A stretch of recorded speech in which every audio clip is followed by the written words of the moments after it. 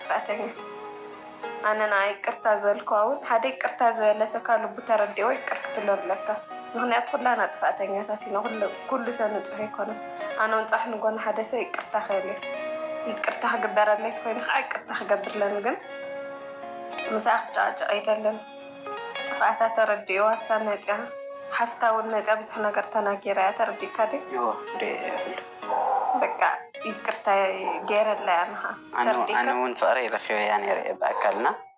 በቃ ድሕሪ ሕዚ ናብ ሂወተይ ከይትመፅእ ኢለ ነጊረ እያ በቃ እሺ ኣነ ናባይ ከድሰ ናባይ ትመፅእ በቃ ናትክ ደስታ ይኹን ችግር የብሉ በቃ ድሕሪ ሕዚ ናትክ ደስታ ይኹን ችግር የብሉን ከምኡ ይኮነይ ነነኹም ማለት ይኮነ ኣይትመፅእ ፅንሕ ኸረደኪ ኣብ ግዲ ዘይኮነ ሲ በቃ ነጊረ እያ ድሕሪ ሕዚ ናብ ሂወትና ትመፀሉ ምክንያት የለ ኣረደ እያ ኣይትመፅን ክነግረካ እሞ ኣነ እስካዕ ሕዚ እሺ ምስ ዚኣ ሰብ ምዝ ኸይተቐሪ ኢለካ ይፈልጥ ዶ ኮይና ኣይትፈልጥን ንምንታይ ዳ እሞ ሕዚ ግደፍ ክለካ ከለኹ ትገድፍ ነይርካ ተረዲእካ ድ ትትቐረሉ ነርካ መንገዲ ትተሪኦ ነርካ ኣክት ኩሉ ጌጋ እዩ ጥዑይ ኣክት ኣይኮንካ እንተርኢ ነርካ ንስኻ ማዕርክ ኢልካ ንሰ ኣይትቕረብ እኮ የለካ ንኣነ ሰብ እንዲኻ ንሰ ክትቀርብ እኮ ግድን ምሳይ ጥራሕ ተጣበቕ ዶ ይበሃል እዩ ንሰ ኣይበሃልን ግን ኣነ ሲጀመር ምስ ኣይትቕረብ ዘበልኩኻ ብሰንኪ ዝገበርካዮ ተግባራትካ እዩ ዶ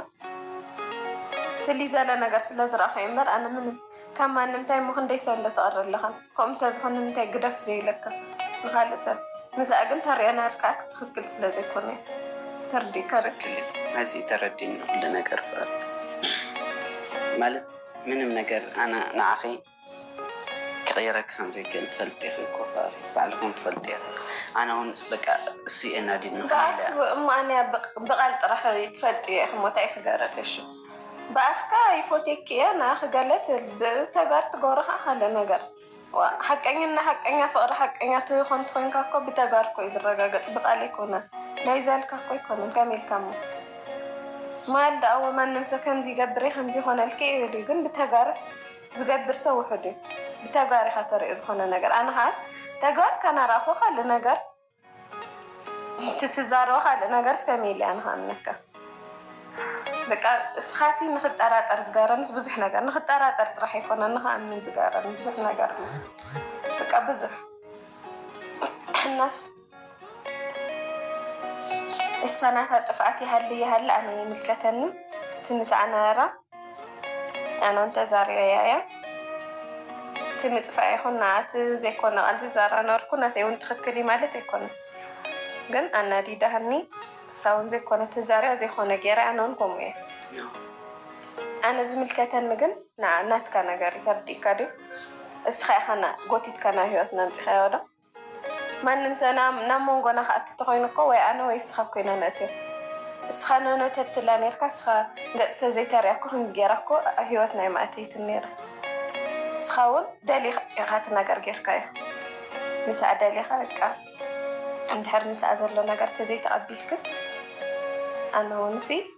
በቃ ብግድስ እመኒ ኢኻ ኮይልካኒ ተዘይኮይኑ በቃ ይኸልካ ወዶ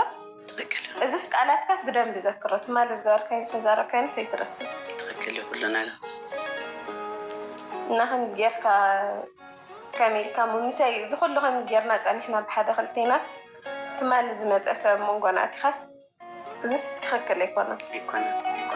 ኣይኮነን ዘይኮነ ክትናርኣኹም ኣነ ደስ ዘይብለኒ ሰብ ትኮይኑ ካብ ሂወትካ ርሕቆተ ኢለካ ተርሕቆ ኣለካ ብዘይ ምክንያት የብለካ ናነ እርዲእካ ዲ ወይ ከዓ ዘለካ ነገር ብስነ ስርዓት ተረድእ እምበር ብዘይኮነ መንገዲ ኢኻ ከይድካ እስኻ ትዝኸድካሉ መንገዲ ትኽክል ኣይኮነን ትኽክል እዩ ኩሉ ነገር ተረዲእኒ ዝፈሪ ከም ቀደም ይኮነ ተገርሊ ካልኣይ መዓልቲ ይኸው ከምኡ ነገር ይፍጠር እሺ ተሳኣና ከምዚ ይቅርታ ግበርሊ በቃ ይቅርታ ግበርሊ ቤዛኺ ተስሽ እሺ ተስ ማለት أحمك إيش تزلنا جزيرة تسش أنا هم يفتن هم يكاتن بركة إيش كرتا غير كلنا أوه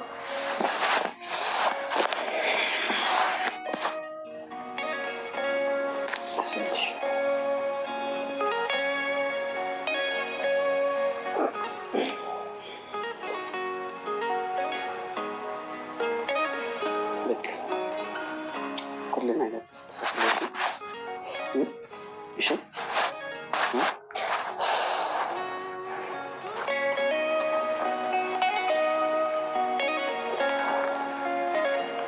زلك كتفين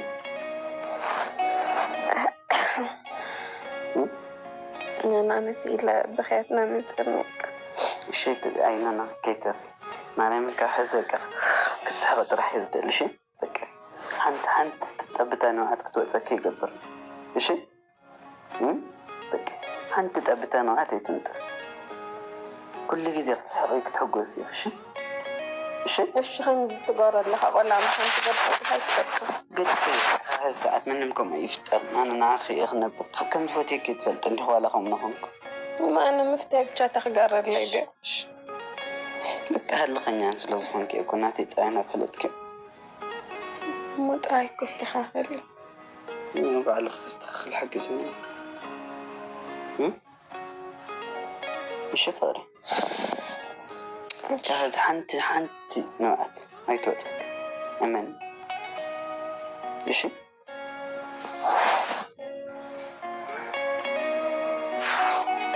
أنا نقصها كجزات خم قلت لها كنت أدرك خمسة حلف نار كيت فلت تردي كذي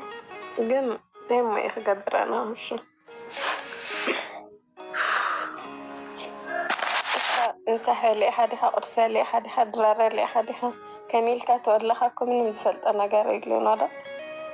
نات كانت تجنّكوا كيزول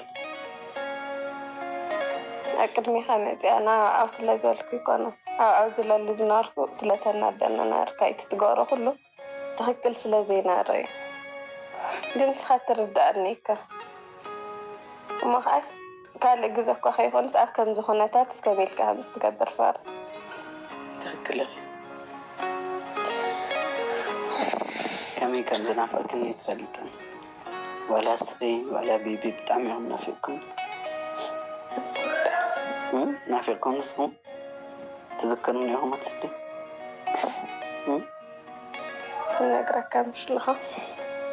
كل جزء أنا أتى تاجر أم تايخاني لازم حسجة كمي لخت أياك هايكل شو الصراحة مساعدة حسوكم واخا كمي جميل كايدها الصراحة أين الصراحة مساعدة صراحة من كفتي ما مشيلك سمع زي جمرنا يا فاري هي تجمرنكم ما فاري هذول